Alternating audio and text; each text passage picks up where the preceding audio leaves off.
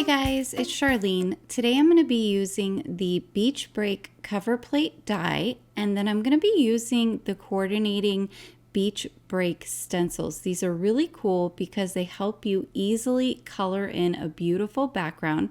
So I'll cut these out of white cardstock. I've cut them out and you can see all of that beautiful embossed detail that the cover plate die leaves on there. And then this top piece will be the surf, so it looks like it's washing up on the sand.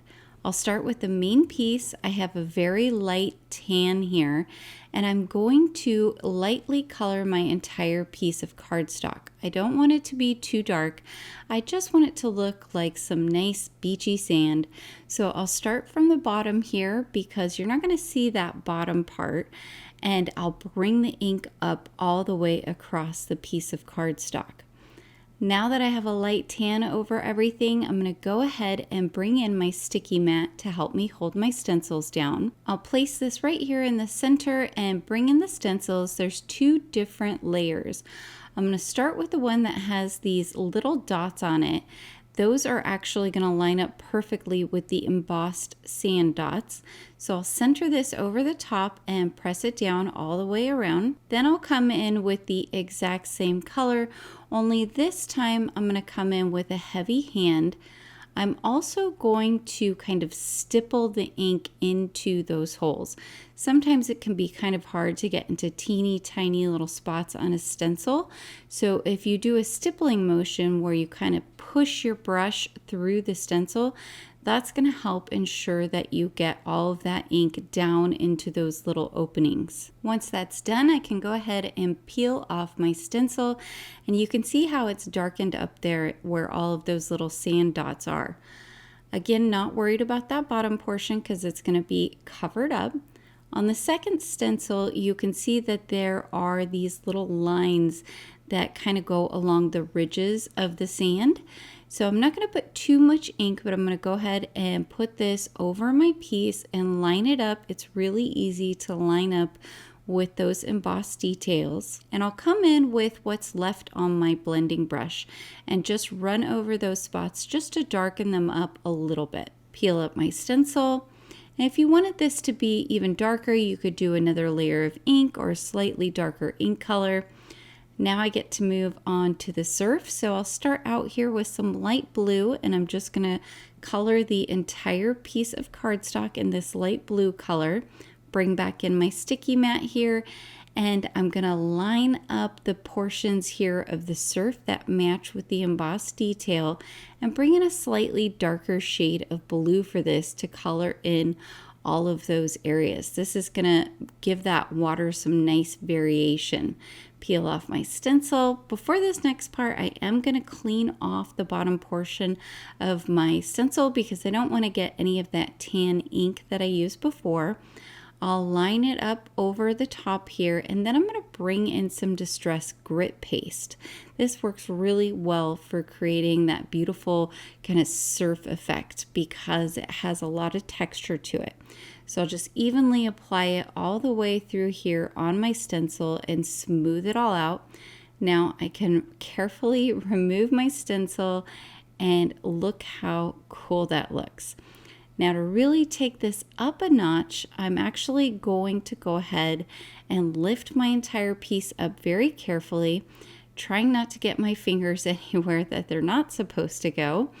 And I'm going to bring a little bit of the Distress Paste along the edge. Now this is exactly where the surf is hitting the sand, so it's going to be a little bit more frothy.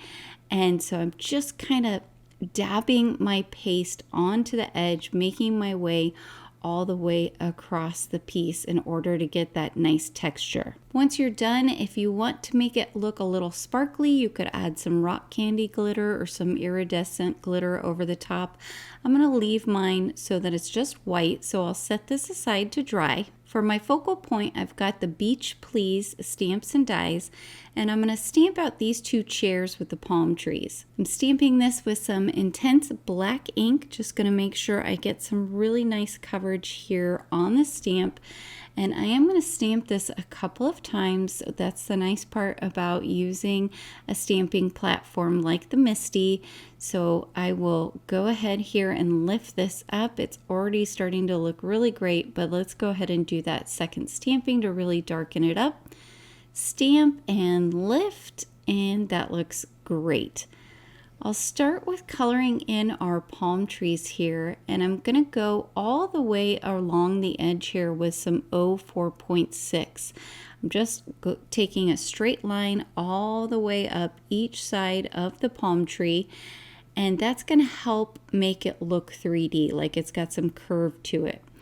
Now, I'm also adding a few little detail points in there where the stamp dictates. But then I'll bring in my 4.3 and I'm going to work my way all the way up, doing a little flicking motion back and forth all the way along the tree to help blend out that 4.6. So it'll be lighter towards the center of the trunk of the tree and darker along the edges. For the interior part of the palm tree here, where you have some kind of like of that brown sort of palm bushing up, I don't know exactly what it's called, but I'm going to do a similar thing. I just took my 4.6 and added some detail, and then my 4.3 and blended over the top to blend it out. For my first chair, I'm going to use some RV 1.3 and RV 1.1. I'll start here with the 1.3 and add some shading where I think it looks nice, kind of along those areas that would naturally be shaded from the sun, and then I blended it out with the 1.1. Now I do repeat that whole process just to give it some depth. For my other chair, I'm going to use some Y2.3 and Y1.1, same exact process. And now I'll get started on the palm leaves. I'm using YG 1.6, 1.4, and 1.2. I'm starting with the 1.6 by running it all the way along the center of each of those palm leaves. And now I'll come in with my 1.4 and I'm going to bring that all the way along the edges of the palm leaves.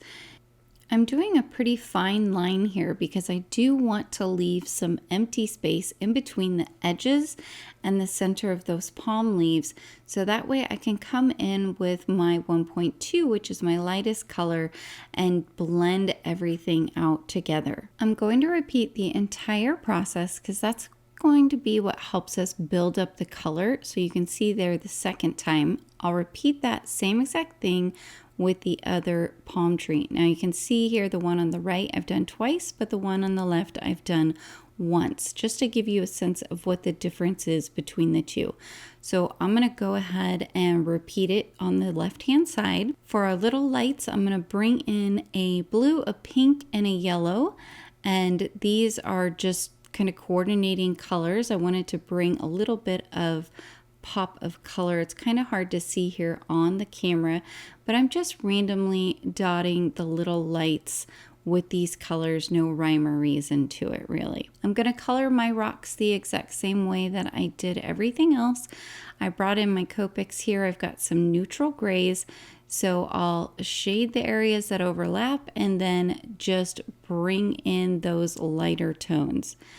Now I do have some 04.1 and I'm going to bring this into color all of the sand, the entire base, and then I'll use some 4.3 to add some shading.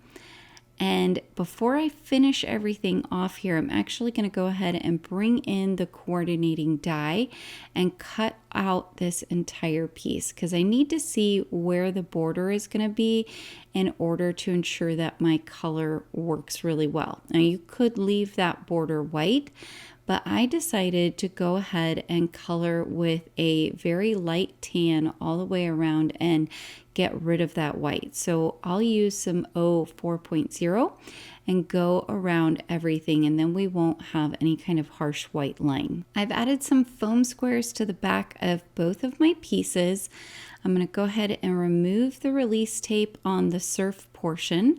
I've removed that, and you can see these squares are a little bit thicker than the ones that I've put on the back of our colored piece. So I'll just line this up in the corner there, press it down, And my other piece, I'm going to tuck slightly behind so that it's a little bit off-centered and looks like the waves are sort of lapping up onto the beach and hitting those rocks in the bottom right-hand corner. I've removed all the release tape, and now I can tuck this in, being careful not to push down in case I need to wiggle things around.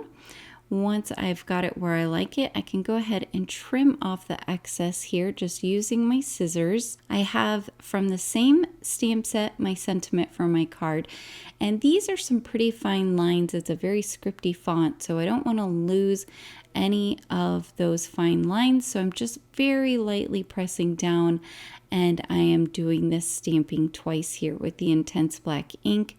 I'll come in next with a coordinating die and cut that out. I did cut out 2 extra, and I'm going to layer these up with some liquid glue, so I'll just go all the way along the die cut and then just layer them up, gently pinching all the way around the edge.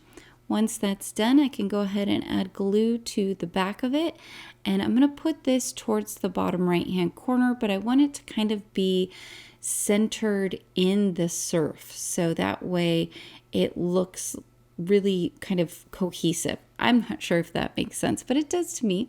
So I think that looks pretty good there. Last but not least, I'm going to bring in some gems from the Grab Your Passport gems. I've got some light blue ones here, and then these that are kind of a yellowish tan. I think they go along really well with that beachy theme and add just a little bit of sparkle. Now I can go ahead and add some liquid glue all the way along the back, and I'm going to put this on the top of an A2 sized card base. This is a top folding card base, but you could do a side folding as well. And here is our finished card. I absolutely love all the little detail we have, especially with that texture paste there. I think it looks really fun with the surf coming up onto the beach. This would be a super cute birthday card for anybody. All right, guys, I hope you picked up some tips and tricks today. Please be sure to like and subscribe, as well as hit that notification bell so that I can continue to bring you more crafty content in the future.